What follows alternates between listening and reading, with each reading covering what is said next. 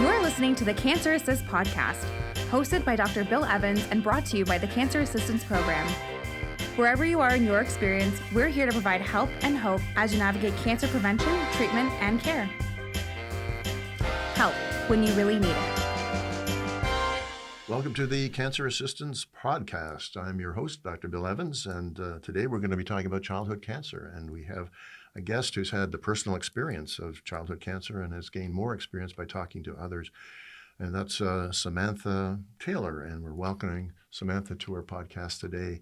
And just before we get into our conversation, I'd like to remind listeners to the Cancer Assist Podcast that it's brought to you by the Cancer Assistance Program here in Hamilton. And the Cancer Assistance Program provides a variety of free services to cancer patients. They include free rides, some free parking, equipment loans, things like wheelchairs, ambulators, commode chairs, nutritional supports and incontinence supplies, and a number of other important supplies that cancer patients may need. And these podcasts are actually made possible by a generous donation from the Hutton Family Foundation, and we're most appreciative for their support. We bring you these podcasts both to educate people about cancer and its treatment and the supports that people need. And this is particularly relevant today when we talk about childhood cancer, something we haven't talked about a lot on prior podcasts. So I'm really happy to be doing this podcast today with Samantha, or Sam. And she goes by Sam. And so a good place to start is just maybe a little bit about you and how you even got involved. How cancer affected you, because one of your children actually had cancer and I gather has been through treatment and is doing well, which is good to hear. Yeah. But then that's opened the door to more conversations with people who are also experiencing children with cancer. So That's right. Our daughter was 10 years old in 2022, and she was starting to get this small little bump on her left cheek. We didn't think much of it, but it was growing and changing size, and we thought, all right, take her to her doctor and we'll see if this is something to be concerned about. No one was concerned. Her health was perfect, very, energetic. She plays on every sports team, like just a picture of health. So you're never going to connect the dots in that direction. But this bump kept growing and changing, so she didn't like the way it looked.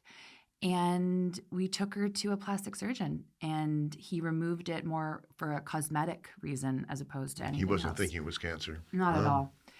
And a couple weeks later, we went back for just a routine checkup to see how her scar was healing. And he did one of those, hey, Mom, can I talk to you out in the hall for a sec?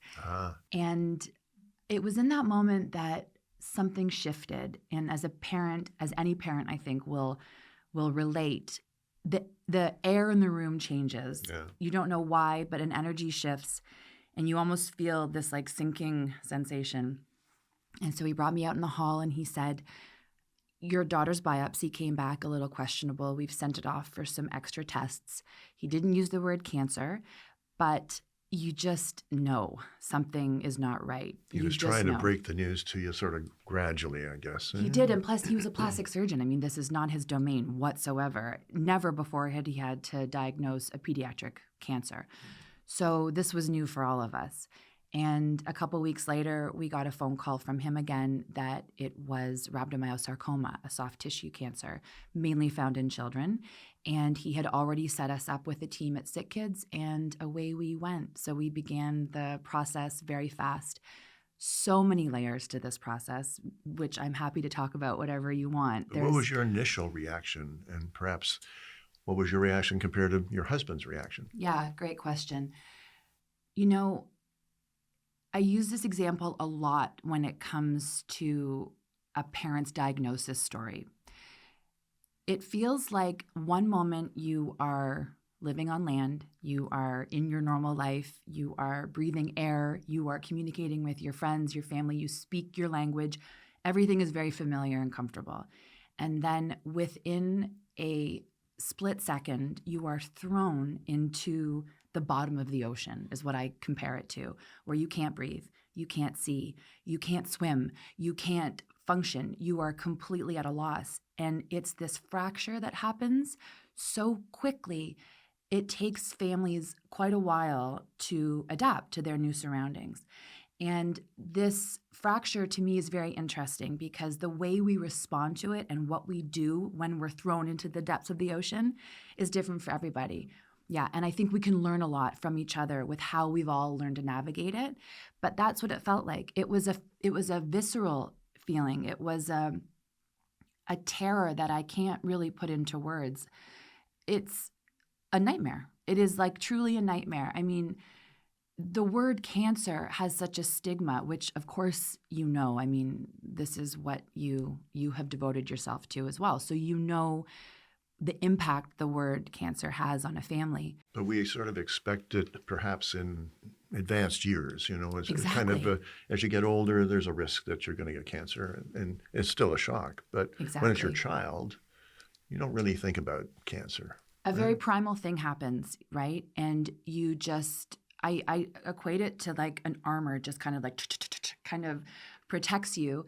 And we as parents, I do believe we all have this reservoir of strength that we don't really know exists until our child is at risk, until something scary has happened to our kids. It's that famous story, parents who lift up a car when their child is stuck under it. It's that strength, right? And I think we don't know we have that strength, but we all do. So a lot of times when you're a parent carrying your child through treatment, you get told from everyone, I don't know how you do it. I don't know how you do it. And the answer is, well, you could too. There's nothing different or special about me at all. I just have access to this reservoir that you don't know yet about. So to some extent, you have to do it, right, for your child. Yeah, you have no choice. Yeah. You have no choice. And that's part of that feeling of being thrown into the ocean. It's that you are now in a role you want nothing to do with. You know nothing about, you don't want, and it takes a while before you have to just succumb to it and get on track. Get swimming is essentially what you have to start doing. Get swimming because, you have to save your child. So what does swimming look like, though? Yeah, great question. For me, swimming looked like reaching out to as many other families as possible. I'm an external processor. My husband is an internal processor. I was going to ask you about the difference. So talk about the external processor first here. For me, I needed to connect with other families instantly. It was very important for me to get context. What's it like down here in this ocean? What are we supposed to do? How do we look after ourselves so that we can best support our kids? How do we deal with this excruciating pain and fear and terror so that we can give everything we have to our child while this is also simultaneously going on inside of us? So there are lots of things you can learn from other families who have gone through it. And for me, that was the first thing to do, was to connect with other families. How did you find these other families? Were there people you could connect with at Sick Children's Hospital first, or did you reach out on the internet? It's interesting. The hospitals don't really have a system in place where they connect families. There are a few. OPAC is excellent. OPAC is a group within some of the hospitals in Ontario where parents can come together. But I found that the hospital environment was very siloed. Like, every family was kind of in their room, and it was tricky to connect because also we're all in these horrible, horrible places. Like, no one's really in the mood to chat when their child is so ill and suffering. So it needed to be outside of the hospital environment. For me, it was really just pounding the pavement and reaching out to my community to find out if there was anyone who had pediatric cancer in their lives. There weren't many, but it was a start. And then I met some families, and then they knew families, and they knew families. So we grew this community very organically, but it took a lot of effort. And I think for people who don't have that external processing ability, it would be too much work. It's a lot of work to do that. So my husband was the internal processor who needed to just be head down. Let's do this one step at a time. Let's follow the treatment plan and pray to God we get to the other side. This sounds like the way men approach things. Doesn't it, though? Yeah, it's very common. I definitely don't ever want to stereotype or generalize, but it does seem to be the trend, yes. The key person here is the child with the cancer. Of So course. how do you talk to your child? And, what were those initial conversations like when you get a diagnosis of rhabdomyosarcoma over the phone after that conversation out in the hallway with the plastic surgeon. The child's 10 years old. They're reasonably aware and understand complex issues, and somehow you got to communicate. Why did the doctor take mommy out to the hall? What did you hear on the phone call? How did you deal with that? This is a great question. And there, because of my daughter's age, you're right. She was mature. She knew what was going on. This wasn't a 2-year-old with leukemia. This was a 10-year-old who was very aware of what was going on. So to be completely honest with you, we stressed about it for a while, a couple days. We had a couple days until our appointment at Sick Kids. And so, oh my gosh, we agonized. But to be honest with you, what happened was this. We sat her down and I just opened my mouth and words came out. And there was no way to possibly prepare or write a script or plan how you tell your child that they have cancer. If anyone does know, please let me know. I would love to hear how you did that. But for us, it was something we just had to cross our fingers and hope the right words came out based on how we know our child, based on our relationship and the language that we knew that she would understand, right? So we were factual. We didn't use words that, we used the words. We said cancer. We said rhabdomyosarcoma. We said tumor. We said chemotherapy. We said hair loss. We didn't know at that time that we needed radiation, but we ended up having to go to Florida for radiation for a couple of months as well. So that original conversation, though, was devastating. It was a horrible, horrible moment in my life. I'll never forget it. The look on her face is burned in my brain forever. She knew right away what the gravity was of this diagnosis. And her first instinct actually was to get up and go for a walk by herself.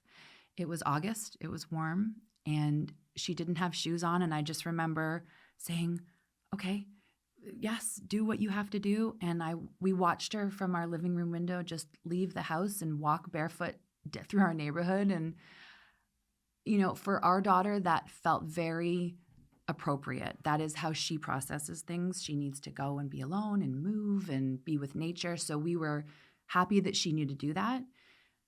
But then, of course, the conversations don't stop, right? They continue. And every single time we had to have a big, scary talk, I just did the same thing. I crossed my fingers, I opened my mouth, and I hoped that the right words came out.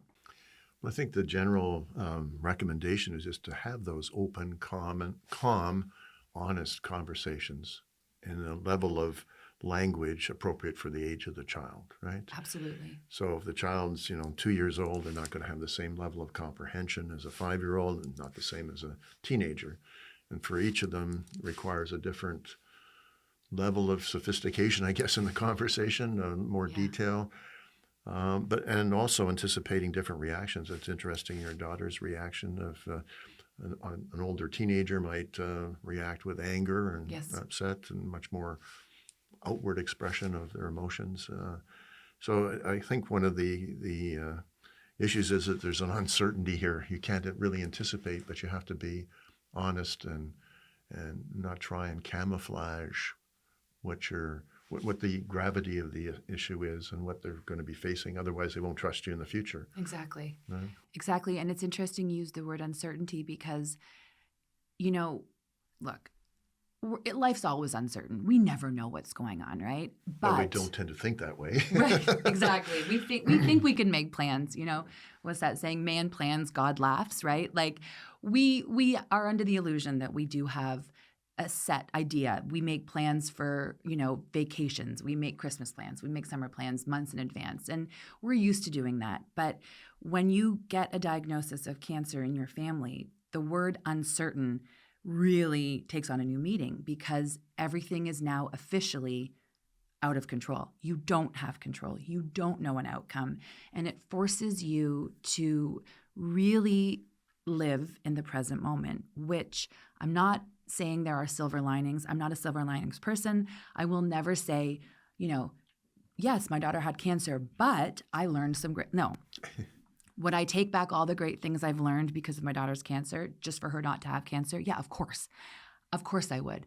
But the fact is, when you have a diagnosis in the family, the lessons that you learn about life and about relationships and about what really matters are some of the most important, valuable, profound lessons I think that we can learn. And that is why I wanted to open up these conversations so that I could have them with other families, other parents, and learn about what profound, important lessons that they took away from their experience with their child's cancer. Because, we have all been forced to look at life through a whole different lens now, and not all of it's bad.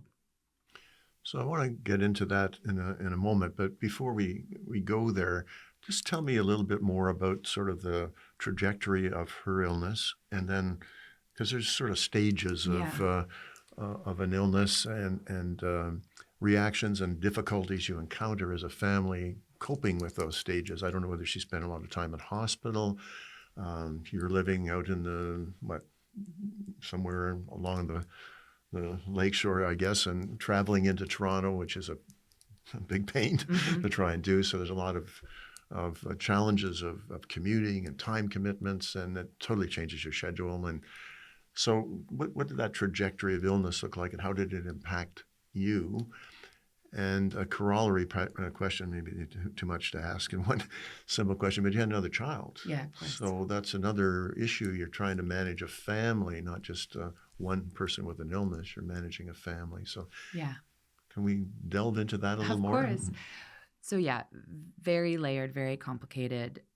But I think the short answer to that question would be, you are suddenly living in a very reactive state. You can't plan. Like I said, there's no planning. You can't be proactive at all. Everything is reactive. So we have an appointment, we go. We have a symptom, we go. We have a fever, we go. So you're constantly waiting for the next thing to happen. But to answer your question more in terms of her prognosis, she needed 8 rounds of chemotherapy, 20 rounds of radiation, and she had 5 surgeries in total. So this all took just under a year for her treatment. And like I said earlier, the type of radiation that she needed is proton therapy, which we don't have in Canada. So Sick Kids sent us down to Jacksonville, Florida, where we spent just under 2 months for her radiation. Excellent experience, by the way. It was bittersweet, let's call it. There was a lot of wonderful and a lot of not wonderful. And then we returned to Canada after her radiation and finished up chemotherapy here. So she was not inpatient, except for times when she would get a fever and we'd have to, of course, go to the hospital and she'd be admitted for that. But she was able to be an outpatient patient, and we would go once a week for chemo, and the rest of the time managed life, like I said, very reactively. That included raising our son as well. Our daughter didn't go to school at all for the entire year. So my husband and I wish I could say there was some kind of formula or some kind of great schedule that we figured out, but absolutely not. We were just flying by the seat of our pants with our daughter's health as the driving force. So whatever she needed, we accommodated, and anything else just would either fall by the wayside or we'd figure it out, or our incredible community. Well, I was going to ask about that would because, help with, yeah. First of all, you can't just ignore the schooling for her. We did. Totally? Yeah. So she didn't go to school for that time, or you No. didn't communicate with her? What did you do with the school system? You must have informed them that she was ill and couldn't attend and so on and so forth. You can't ignore your son's schooling, so he's got to stay on schedule and presumably stay in activities that he enjoyed, I don't know, sports or whatever extracurricular activities that maybe he would like to be involved in. What happened to those things? We bubbled. The 4 of us bubbled. And explain bubbled. We didn't care about anything else except for Ellie's So the whole recovery. family, Correct. Yeah. including your son, That's you're right. all on the same team here. That's right. Okay. So, yeah, of course, school and activities and social and life, those things are all very important, but nothing is as important as her health. Nothing, right? So when that becomes your focus, everything else becomes sort of a, what can you fit in here? So our son did continue school, except when we went to Jacksonville, he came and he was part of that experience with us. Absolutely. I can't imagine leaving him at home with who, friends. No, like he needed to be part of this with us. We did it together and she needed him there. And, we all gained strength from each other. So we were enormously privileged to be able to go as a family to Jacksonville.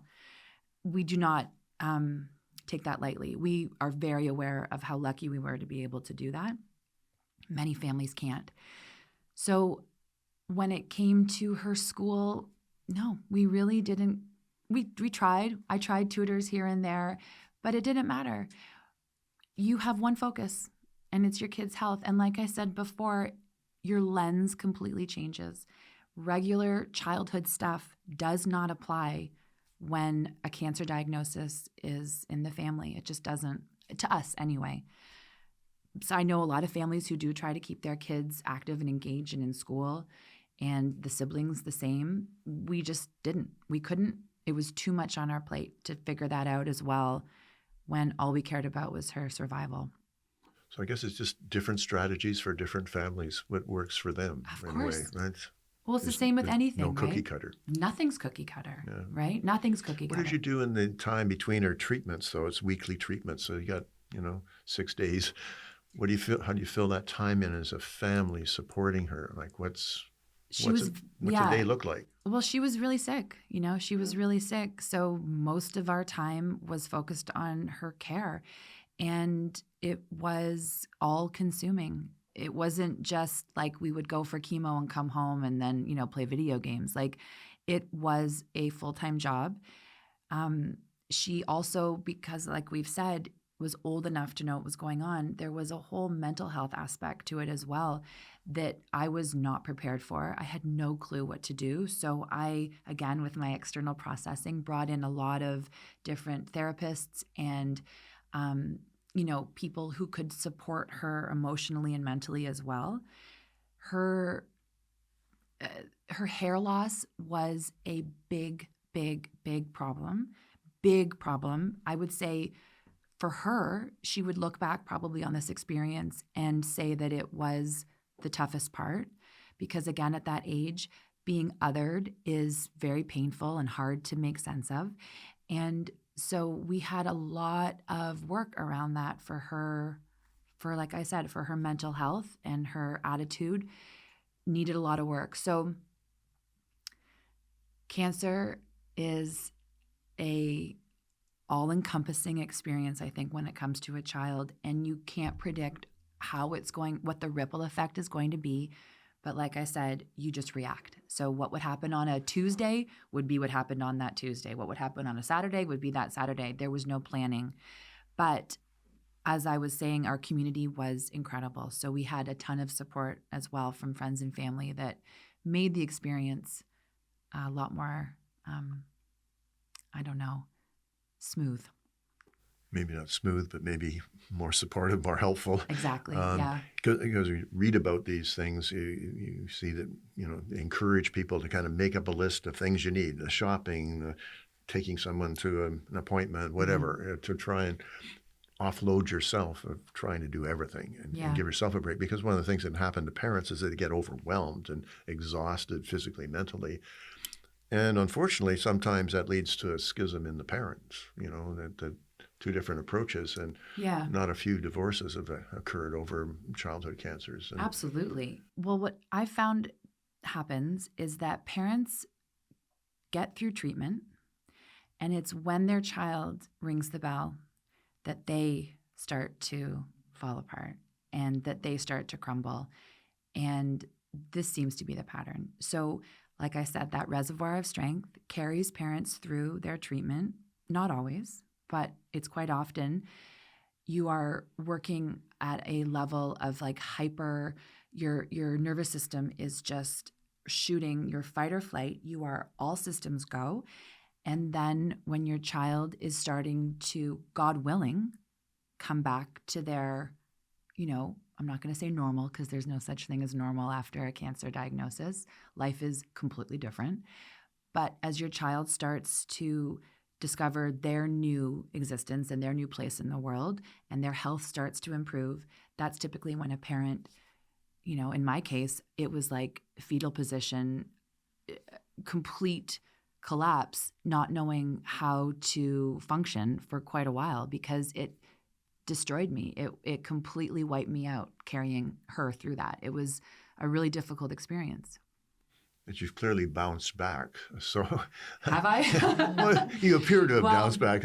Maybe I'm misjudging it, but no. You seem to be full of vitality, and you're certainly not in the fetal position. I'll tell you though, I needed to be in the fetal position. I needed to go into a pretty dark place to begin a healing experience for myself. And part of that healing, like I've said, has been to reach out and talk to other parents about their experience and how they've also come through this. And I haven't met one parent yet who hasn't spiraled into a very dark place, usually after their child's treatment, and no one talks about it. No one addresses it. Caregivers are typically not brought into the conversation because the focus is and should be all on the patient. No one's debating that. Of course it should be. But the caregiver has a very important role that requires a certain level of support as well. And I really want to be someone who starts that conversation.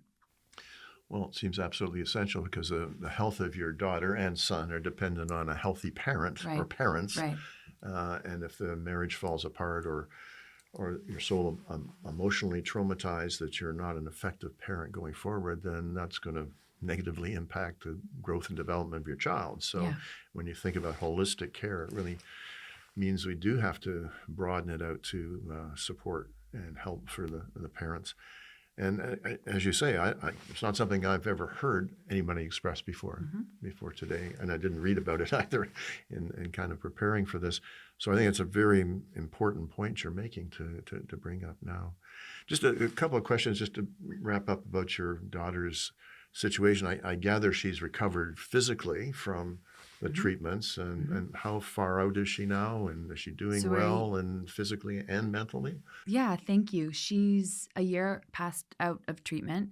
We are still in a 3-month scan cycle. So she goes for an MRI every 3 months, and we will do that probably for the next 3 or 4 years. And then when she turns 18, she'll transition into the adult program.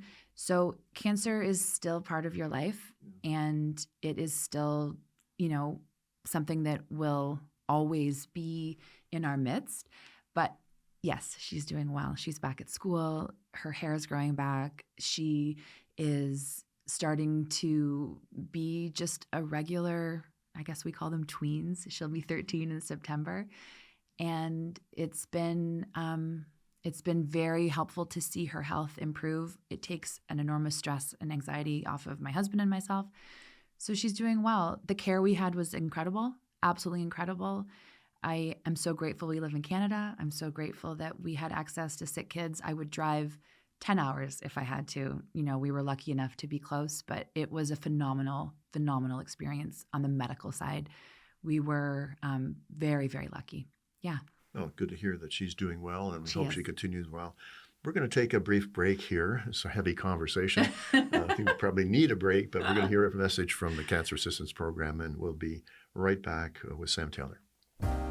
We'd like to take a moment to thank our generous supporters, the Hutton Family Fund and Banco Creative Studio, who make the Cancer Assist podcast possible.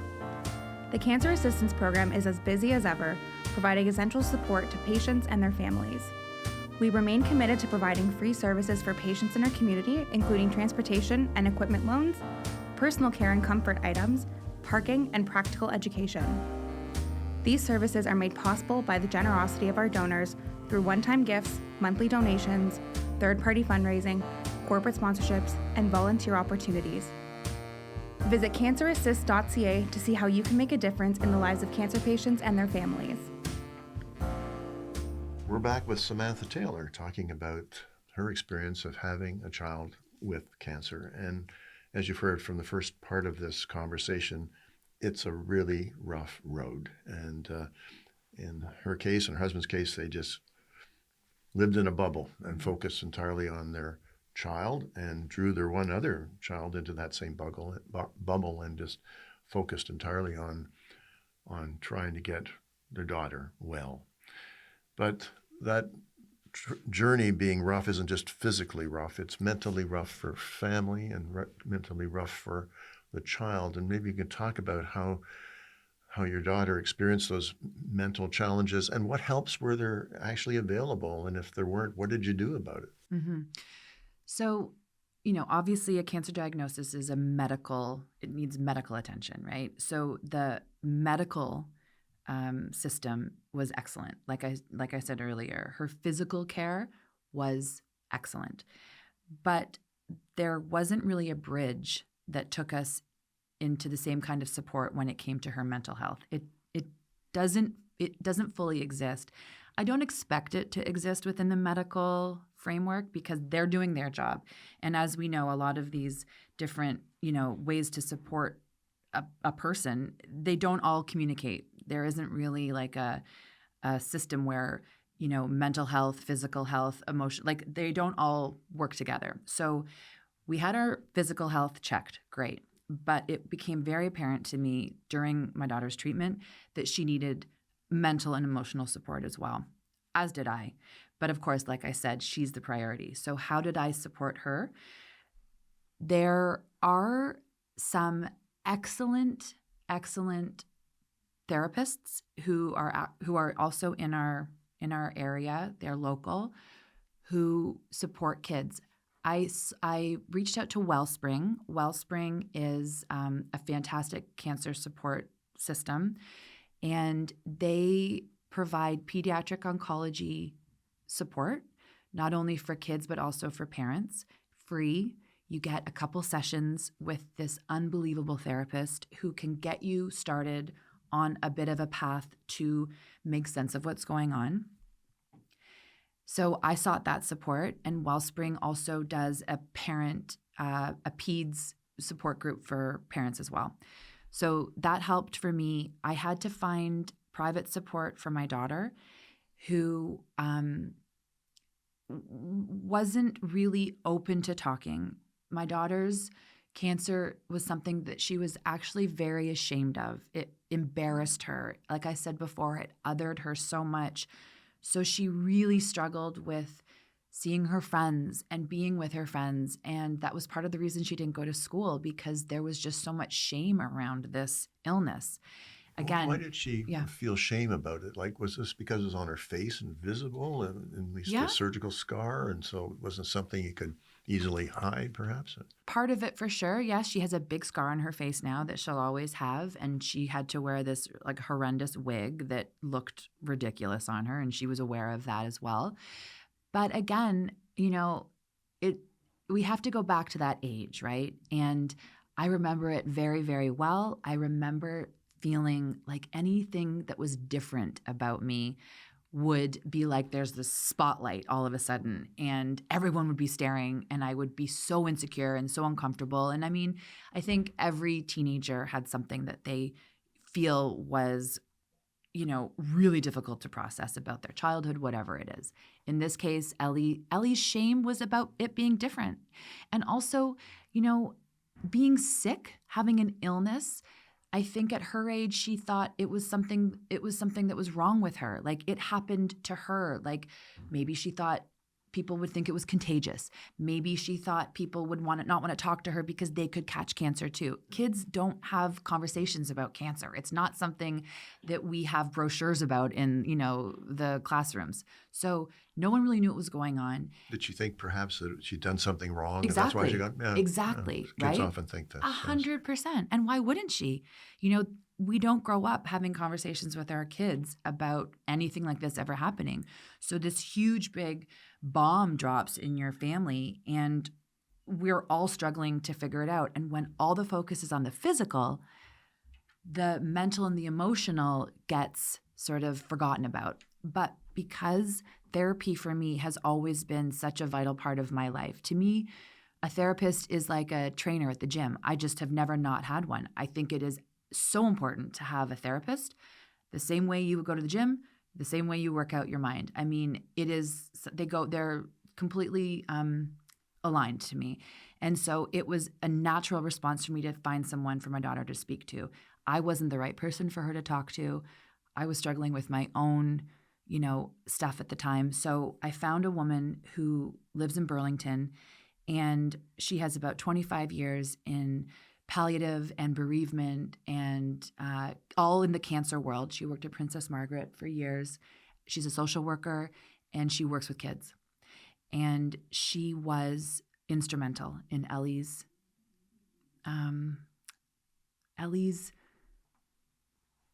making peace with what was going on in her life. She used a lot of art, a lot of drawing, a lot of painting, a lot of ways to express her feelings that way, and really just sat with her. I was not in the room. This was all between my daughter and her therapist, and it seemed to really help.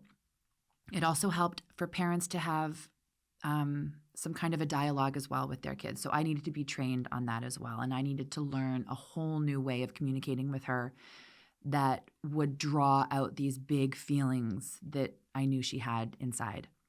Can you share some of that? Some of those learnings? What do you communicate to your child? It's a great question. It's always age dependent, right? Yeah. So you really do, again, need to know what your child's what language they understand. So in my daughter's case, and in my daughter as a person, right, they're all so different. But for my daughter, what mattered most was just having me physically near, not talking all the time, just being there so that she felt if she wanted to talk, she could. So that meant I was not sitting on my phone. I was not, in the kitchen doing something. I was present with her, lying with her, massaging. She had a ton of neuropathy from one of her chemos. It gave her extreme pain. So I would just really sit and I would massage her feet and her legs, and we'd be in silence. And sometimes just that physical connection that she felt calmed her a lot, enough to get to a place where she could open up about something that was eating her up inside. She didn't always have the words for it, but together we would articulate what some of these feelings were. And I got that guidance from the therapist as well. So, we were it was like Wild West, to be honest with you. I didn't know what I was doing. She didn't, no one knew what they were doing, but we worked together with very basic primal skills: touch, love, presence, food. She didn't eat. She had no appetite, of course, so getting food into her was impossible. So I made it part of our time together to come up with food that she could eat, and I would help her. She would help make it, and we would make it sort of I don't want to say game, but anyway, we came up with things we could do together that were very simple and basic that would calm her. But it really took an enormous amount of attention to be able to navigate it. I'm sort of thinking you're a very proactive person, and you had the experience, I guess, of having used therapists over time, so it was kind of a natural thing. But the vast majority of people, I don't think, would be inclined to do that, right? And it points really a shortcoming of the healthcare system. It's not a physical care system. It's meant to be a holistic system to help people who are maybe struggling with a physical problem but has psychological overtones and issues that have to be managed as well. And it sounds like a terrible shortcoming of our system that we don't do this part better, particularly for children. I completely agree. I also do want to mention that we did have the support of POGO, the Pediatric Oncology Group of Ontario. We had an interlink nurse who came to our home, and she provided great resources that were not only for Ellie, but were also for my husband and myself. So one of the resources that she provided us was Wellspring. And there's other things that families can access. POGO is free. You are entitled to an interlink nurse if you're in Ontario. And if there's a family who is looking for support, definitely reach out to Pogo. They will send someone to your home, which, by the way, is like a total gift. And this person is a nurse. She knows the medical side, but also knows all of the different resources available to a family, which, yeah, there aren't a ton, but there are some. And I think that it's slowly growing because this awareness is, of course, increasing of the need. And you've become a resource to families, I gather, through your podcasts. And tell me a little bit about how that grew. It sounded like very organic, and gradually more and more people are gravitating to you and to the podcast to share their experiences. Yeah. I found that a lot of families after treatment do one of a few things. A lot of families get on the fundraising train. So they run marathons, bike-a-thons. They, do all of these different types of ways to raise money for their child's type of cancer or for pediatric cancer in general. There's parents who, create things and sell them. And there's parents who get on boards of groups. I mean, parents coming through treatment have this urge to give back. And it's not for their children. Their children already have cancer. It's for the kids yet to be diagnosed. It's like we have this, obligation almost to help the families yet to be in this club the same way that parents have been helping people like us for years, right? So there's this need to give back, and it is a deep, deep-seated need. So I had it. As soon as I got out of that fetal position, my first inclination was, okay, how do I give? Because, of course, let's not forget that feeling of giving back is also, a huge healer, and it's a wonderful way for us to mend our wounds as well, right? So what am I good at? Am I great at marathons? No. Am I great at bike-a-thons? No. And so I had to come up with what I was good at and what I could do. And so not sure if you've picked up, but I love to talk to people. I love to have conversation. It is something that really fuels me. And like I said, during treatment, it was a very lonely and isolating place for a parent. I couldn't talk to my friends. What are they going to? They just all would look at me and cry. I didn't have a support group who knew this language. So I thought, well, let's create one. And with the families who I slowly was piecing together during treatment to reach out with, I thought, let's record these conversations. I'm sure there's families out there who will want to hear them as well. Because I don't know about you, but one of the greatest ways that I have found to heal is when someone else is explaining or expressing the exact same thing that I'm feeling in that moment. And I go, oh my gosh, me too. And all of a sudden, I feel connected and I don't feel so alone anymore. And so all I wanted to do was have conversations for parents out there, the internal processors who don't know how to, tap on shoulders in line at the pharmacy and say, hey, does your child also have cancer? Which I did many times. But, for the parents who don't know how to articulate, the parents who maybe their English isn't their first language, or this isn't the country that they were born in and they don't have a community, they don't have people to turn to, I wanted to have conversations where they could listen to them and go, oh my God, I'm not alone. And so that's how I started the podcast. And so how many families have you engaged now? And are they all these external people, or are some of them the... Great question. Great question. You know what? It started out with mainly external processors, the moms who really like to chat, and parents, sorry, I shouldn't just say moms, dads as well, everyone. We've talked to everyone in a family. But after a few episodes, I started to get emails from the really quiet ones, the parents who are sitting currently bedside in a hospital room with all the beeps and all the noises, and their child is sick beside them, and they've just listened to an episode, and they write me and they say, thank you for that conversation. I have never felt more seen or more witnessed. I want to share my story too, but I'm really nervous and I'm really scared to do it. I've never opened up, I've never shared, but I now feel compelled to do it. And so with those families, those parents, we usually have a couple conversations, just us first, and we kind of draw it out of each other. We come up with what they'd like to share, and then we record it. So to answer your question, it's everybody. Everybody has a story, right? And I also just want to make something sort of clear. Talking about childhood cancer all the time sounds like it would be a really sad conversation, right?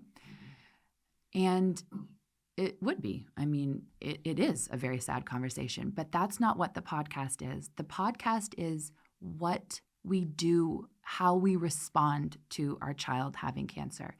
And that's when stuff gets interesting, right? Because now we're talking about all of the different brave and courageous ways that parent is lifting a car off of their child, right? And those stories are endless.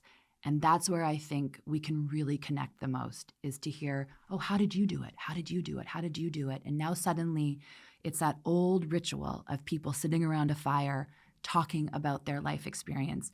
Cancer becomes something in the background. It's now talking about human experience, which to me is the most fascinating thing we could talk about. Well, there may well be people listening to this podcast who are the quiet ones who haven't stepped forward yet, but who would benefit from having a conversation with you and perhaps a future podcast. So here's an opportunity for you to do a shameless promotion for your podcast. Tell us how they would get in touch with you. What's the name of the podcast? Where is it available to listen to? It's called The Deep C, the letter C, not S-E-A. It's the letter C, the Deep Sea Podcast. Of course, like I said earlier, it is based on that feeling you get when you're thrown into the depths of the ocean and you need to learn how to swim. So the deep sea is, I think, a place where we all get thrown. And you can find the podcast anywhere, the same places we can find your podcast. And you can find me by emailing me at thedeepseapodcast@gmail.com. I have an application process that's in the works. I've typically been communicating with every family myself, but that has become its whole own full-time job, which I adore and I love, but I know there's a way to manage it a little better. So please reach out. We also have an Instagram account that I post all of the upcoming episodes on, so you can get an idea. You can hear a little clip, a little blurb about the episode coming up. And there's a lot more to come.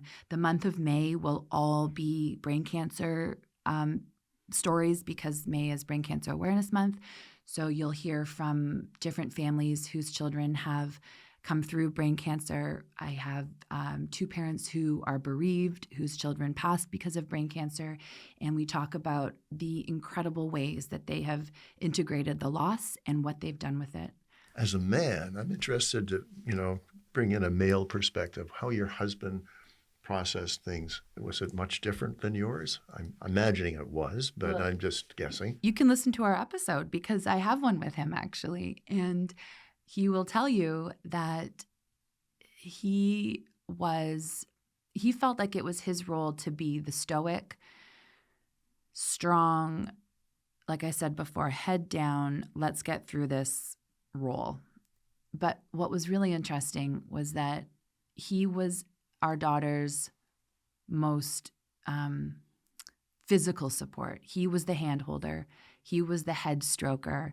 He was beside her for every poke, every injection, every long chemo day. He was the one beside her, holding her hand endlessly, while I was the one out there trying to make sense of what was going on, meeting all the right people, talking to the right doctors, and so on. So he kind of encompassed all of the roles, I think, that a parent could really encompass for a child. And he was incredible. Yeah. Look, any parent would do it, right? Any parent would do it. We all have this very primal need to keep our kids safe and healthy, and nothing will stop us. Nothing. And my husband would say the same. Great to hear. And you're both doing well together? We're both doing well together. Yeah. Also good to hear. Thank you.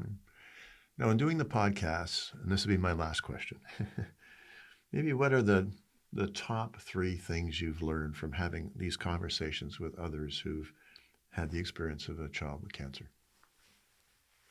I'm going to tell you the top thing, because it's really important. It's number 1, 2, and 3. It's 1, 2, and 3. Yeah. The darker the dark, the lighter the light.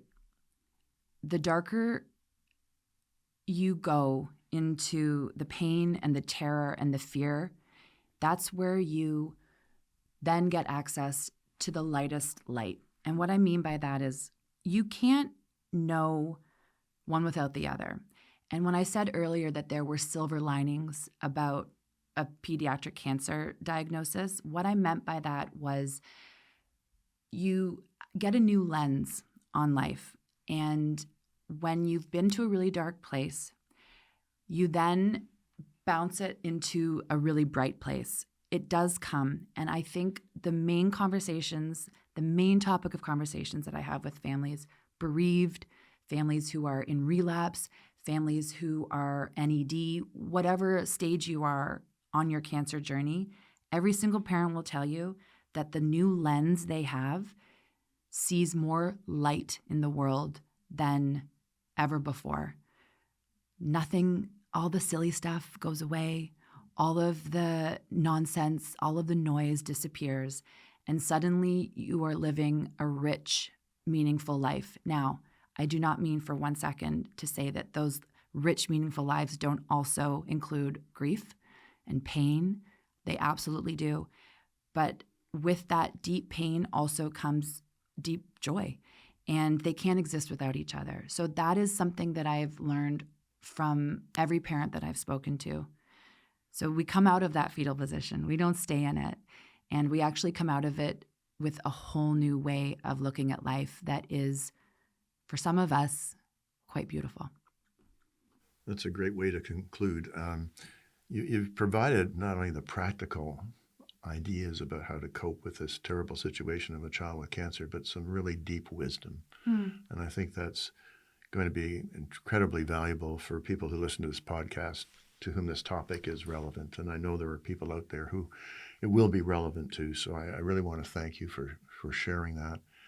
And also just to remind our listeners that you can listen to this podcast or prior podcasts at the Cancer Assistance Program that we've done, and covered a lot of different cancers, a lot of different supports that cancer patients can benefit from, whether it's a physiotherapist, a child life support worker, a librarian. We've covered a lot of different topics, but take advantage of these things because I think information and other people's experiences can really help you through the difficult journey of cancer. So I just want to thank Samantha Taylor for this wonderful conversation. I think it's really been, as I said, wise and very helpful to those who are approaching what is a very, very difficult time in their life when a child has cancer. So thank you very much, Sam. Thank you so much. Thank you. Thank you for listening to the Cancer Assist podcast. Find more episodes, resources, and information at cancerassist.ca or follow the Cancer Assistance Program on Facebook, Twitter, and Instagram. Thanks for listening.